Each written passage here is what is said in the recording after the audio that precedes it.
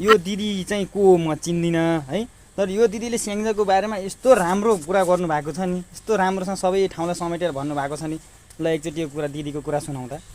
स्याङ्जाली मन दुखाउँछौ किन, साँझसम्म आइपुग्छु वालिङ शिवालय नागिस्तानतिर आमल देवी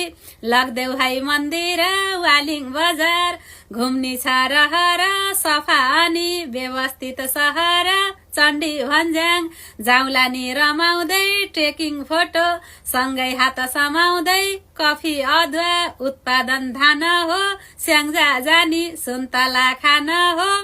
हुनेकोट रक्षा शासनको किल्ला हो शैक्षिक चेतना उच्च भा जिल्ला हो कोलमा काली कोट पनि सुनेको मिर्मी हेर्छु त्यो काली थुनेको सफा व्यवस्थित नमुना जान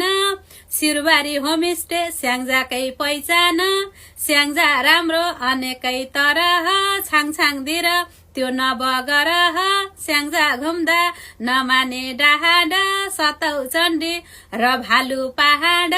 आधी खोला र काली गण्डकी स्याङ्जातिरै बितामकी जिन्दगी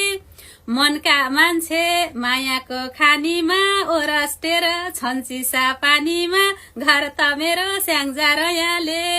डाली काटे घाँस घाँस काटेर गाईलाई दिए दुध कुरो आफै बुझ मायाले। कस्तो लाग्यो तपाईँहरूलाई यो दिदीको गीत? मन पर्यो भने एक लाइक र यो दिदीको लागि एक सेयर गरिदिनु होला।